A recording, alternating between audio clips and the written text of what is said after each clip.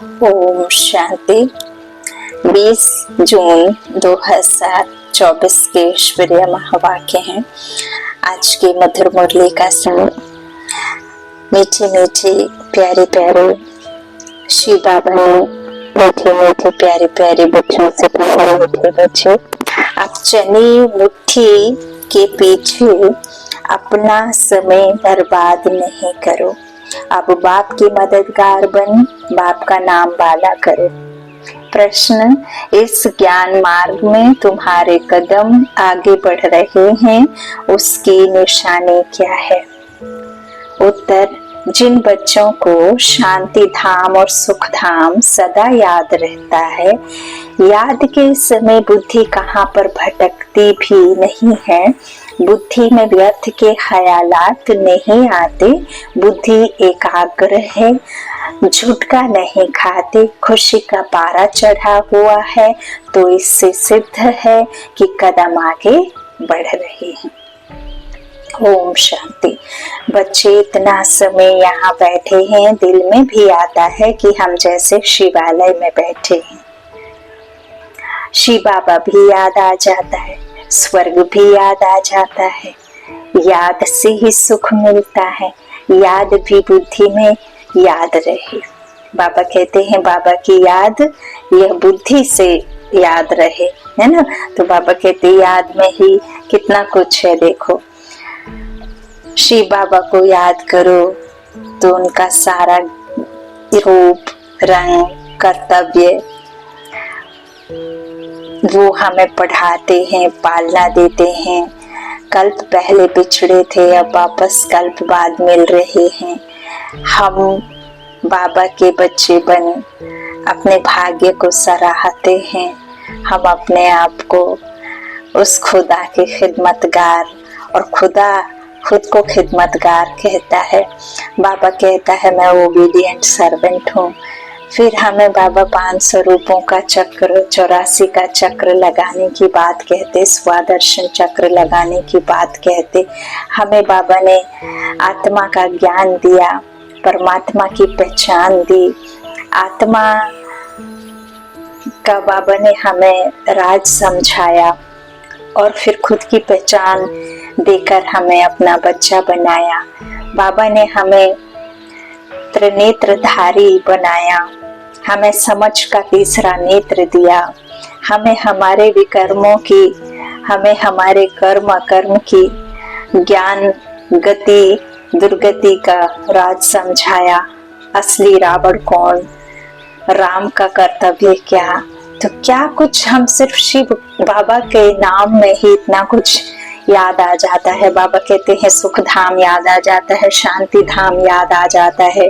तो हम शिवालय में बैठे हैं ना, तो कितना कुछ बाबा के नाम में ही सब कुछ है। तो बाबा कहते हैं सुख भी मिलता है और यह भी बुद्धि में याद रहे। हम शिवालय में बैठे हैं तो भी खुशी होगी, जाना तो आखिर इन सभी को शिवालय में है। शांति धाम में कोई को बैठ नहीं जाना है। वास्तव में शांति धाम को भी शिवालय कहेंगे, क्योंकि परम धाम भी तो शिव बाबा का स्थान है।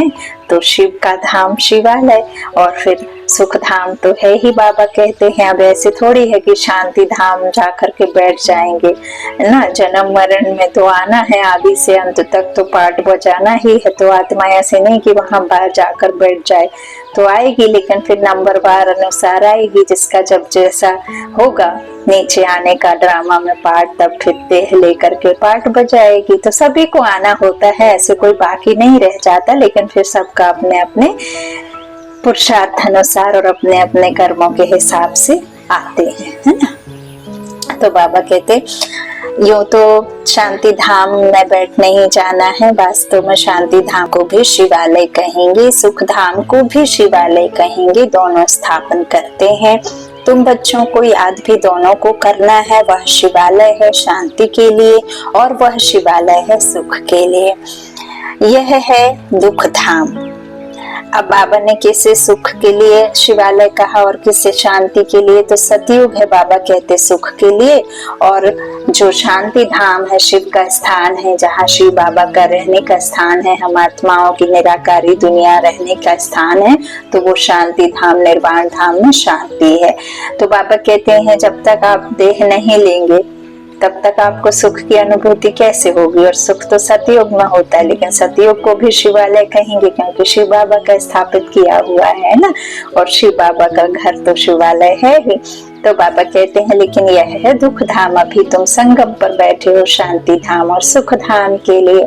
अब हमें शांति धाम मुक्ति जीवन मुक्ति, बाबा ने कहा ना जीवन मुक्ति मुक्ति दाता ही देता है, तो जीवन बाबा कहते शांति धाम और सुख धाम के सिवाय और किसकी भी याद नहीं होनी चाहिए, क्योंकि हम संगम पर बैठे ही हैं यही प्राप्त करने।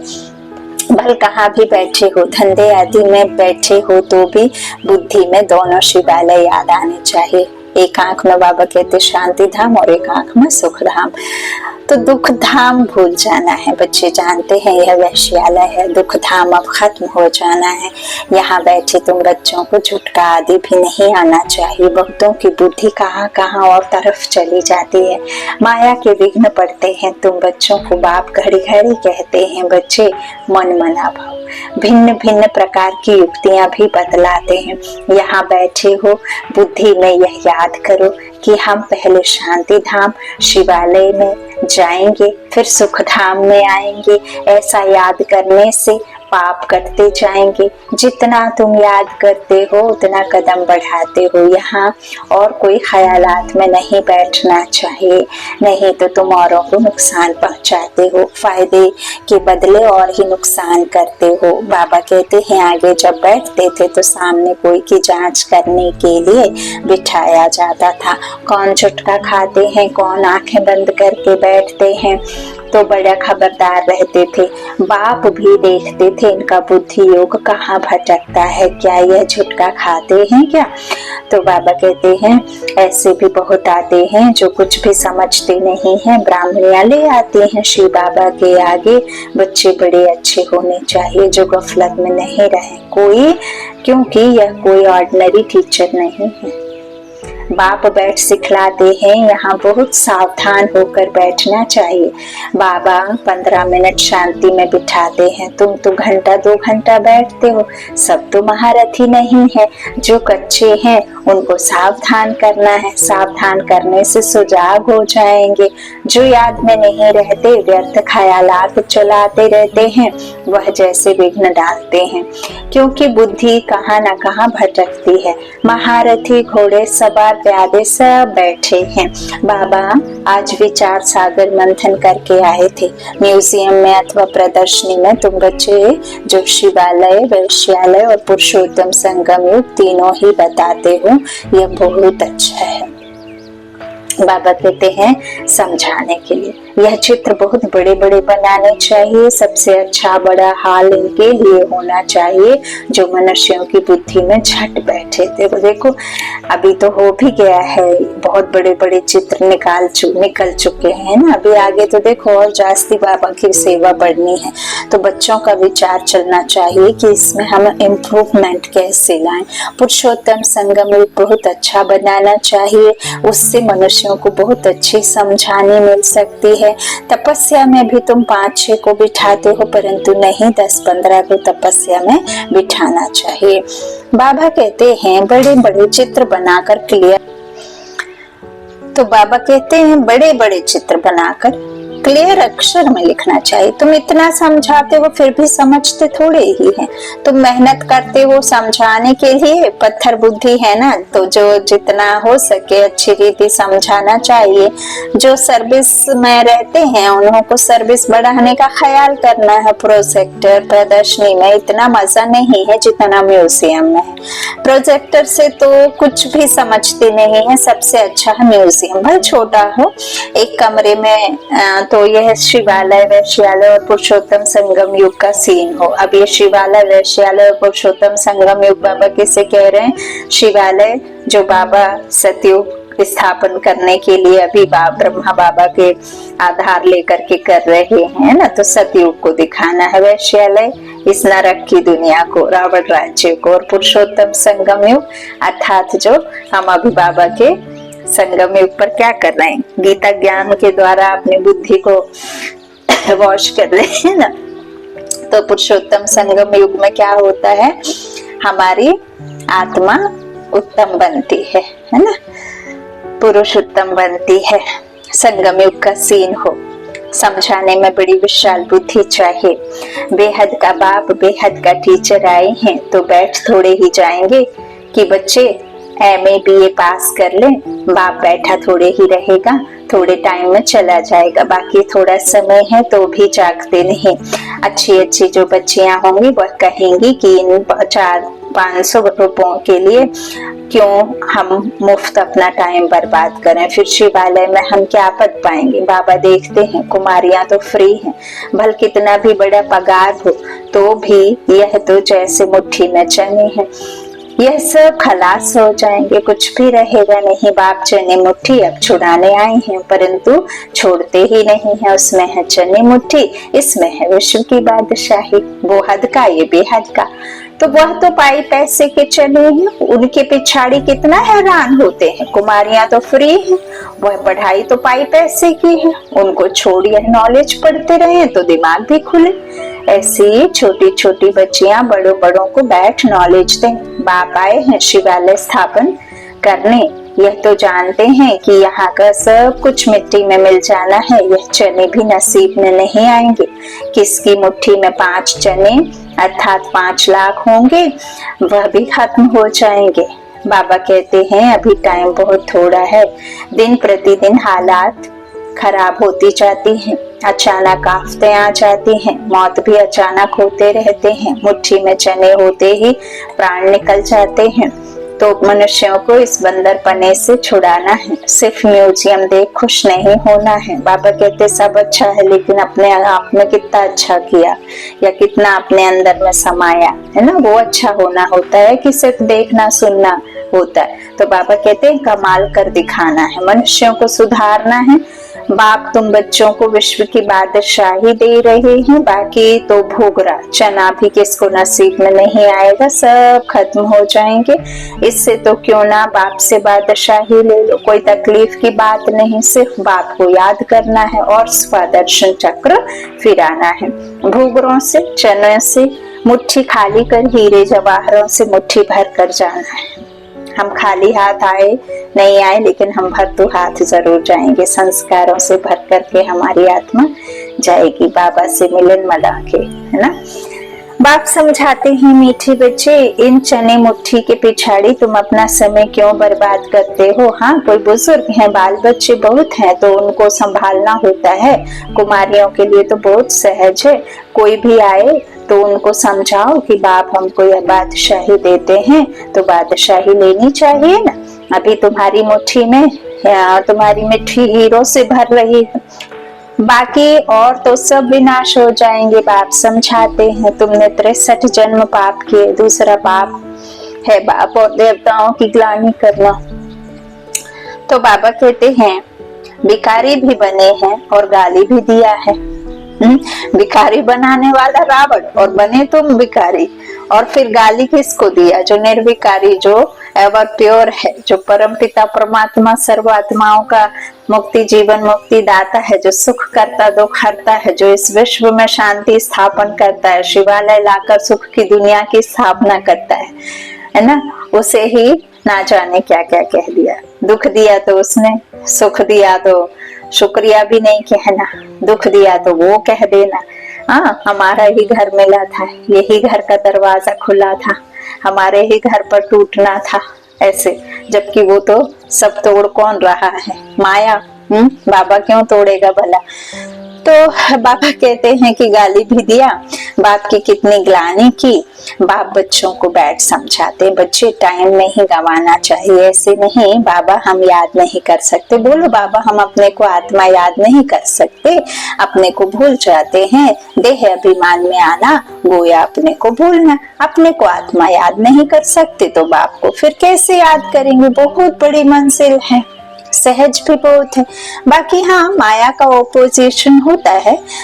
मनुष्य गीता आदि भल पढ़ते हैं परंतु अर्थ कुछ भी नहीं समझते।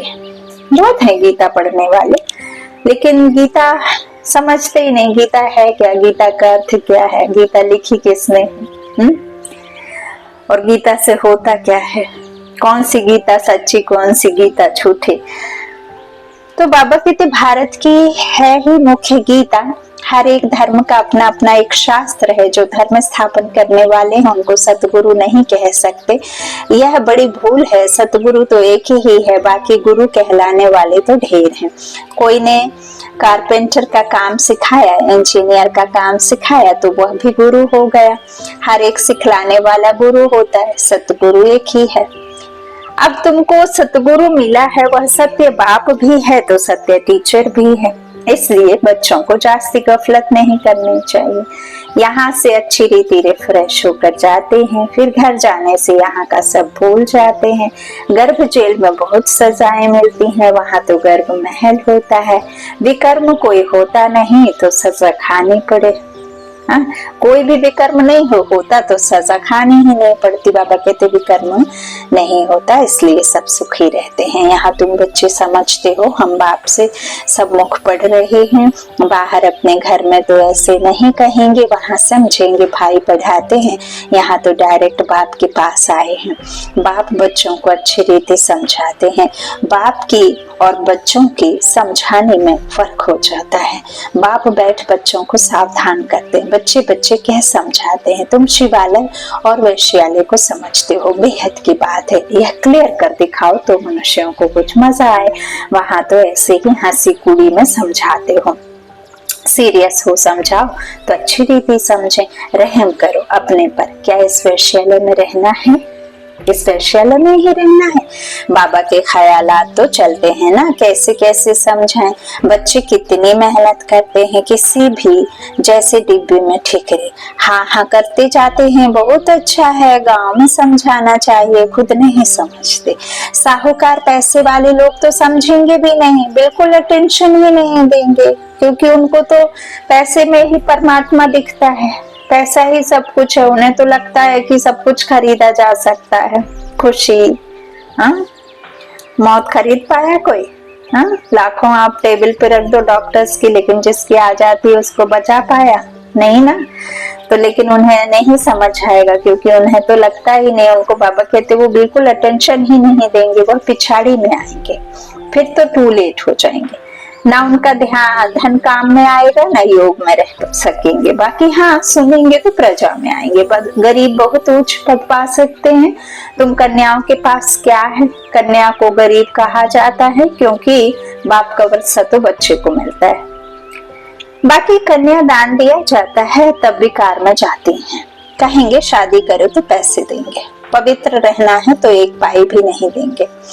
मनोवृत्ति देखो कैसी है। तुम कोई से भी डरो मत, खुली रीति समझाना चाहिए, फुर्त होना चाहिए। तुम तो बिल्कुल सच कहते हो। यह है संगम युग, उस तरफ है चने मुट्ठी, इस तरफ है हीरो की मुट्ठी। अभी तुम बंदर से मंदिर लायक बनते हो, पुरुषार्थ कर हीरे जैसा जन्म लेना चाहिए ना। शक्ल भी बहादुर शेरनी जैसी होनी चाहिए। कोई कोई की शक्ल जैसे रीढ़ बकरी मिसल है, थोड़ा आवाज से डर जाएंगे। तो बाप सभी बच्चों को खबरदार करते हैं, कन्याओं को तो फंसाना नहीं चाहिए, और ही बंधन में फंसेंगे तो फिर विकार के लिए डंडे खाएंगे, है ना। यही हो रहा है। तो ज्ञान अच्छी रीति धारण करेंगे तो विश्व की महारानी बनेंगे। बाप कहते हैं मैं तुमको विश्व की बादशाही देने आया हूँ, परंतु किसी किसी के नसीब में नहीं है। बाप है ही गरीब निवास, गरीब है कन्याएं। माँ बाप शादी नहीं करा सकते हैं तो दे देते हैं, तो उनको नशा चढ़ना चाहिए। हम अच्छी रीति पढ़कर पद तो पाए, अच्छा पाए कम से कम। अच्छे स्टूडेंट जो होते हैं वह पढ़ाई पर ध्यान देते हैं। हम पास भी दानव हो जाएं, उनको ही फिर स्कॉलरशिप मिलती है। जितना पुरुषार्थ करेंगे उतना उच्च पद पाएंगे, वह भी 21 जन्म के लिए। यहाँ है ही अल्पकाल का सुख, आज कुछ मतवा कल मौत आ गया खलास। योगी और भोगी में फर्क है ना। तो बाप कहते हैं गरीबों पर अच्छा ज्यादा टेंशन दो, साहूकार मुश्किल उठाएंगे, सिर्फ कहते बहुत अच्छा है, यह संस्था बहुत अच्छी है, बहुतों का कल्याण करेगी, अपना कुछ भी कल्याण नहीं करते। बहुत अच्छा कहा, बाहर गए, खलास। माया डंडा उठाकर बैठी है जो हौसला ही गुम कर देती है। एक ही थप्पड़ लगाने से अक्ल चट कर देती है। बाप समझाते हैं भारत का हाल देखो क्या हो गया है। बच्चों ने ड्रामा को तो अच्छी रीति समझा है। अच्छा, मीठे मीठे से कीलते बच्चों प्रति माता पिता बाप दादा का याद। गुड मॉर्निंग रूहानी बाप की रूहानी बच्चों को नमस्ते। हम रूहानी बच्चों की रूहानी माता पिता बाप दादा को याद प्यार और गुड मॉर्निंग। शुक्रिया बाबा, शुक्रिया। धारणा के लिए मुख्य सार है। पहला बाबा ने कहा, चने मुट्ठी छोड़। बाप से विश्व की बादशाही लेने का पूरा पुरुषार्थ करना है, किसी भी बात में डरना नहीं। निडर बन बंधनों से मुक्त होना है, अपना समय सच्ची कमाई में सफल करना है। दूसरा, इस दुख धाम को भूल शिवालय अर्थात शांति धाम सुख धाम को याद करना है। माया के विघ्नों को जान उनसे सावधान रहना है। वरदान, गीता का पाठ पढ़ने और पढ़ाने वाले नष्टो मोह स्मृति स्वरूप भव। गीता ज्ञान का पहला पाठ है, अशरीरी आत्मा दोनों, और अंतिम पाठ है नष्टो मोह स्मृति स्वरूप बनो। पहला पाठ है विधि और अंतिम पाठ है विधि से सिद्धि। तो हर समय पहले स्वयं यह पाठ पढ़ो, फिर औरों को पढ़ाओ। ऐसा श्रेष्ठ कर्म करके दिखाओ जो आपके श्रेष्ठ कर्मों को देख अनेक आत्माएं श्रेष्ठ कर्म करके अपने भाग्य की रेखा श्रेष्ठ बना सकें। जो कर्म तुम करोगे वो तो 1 करोड़ भी करेंगे।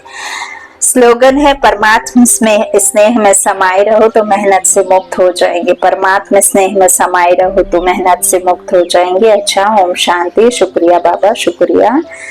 ओम शांति।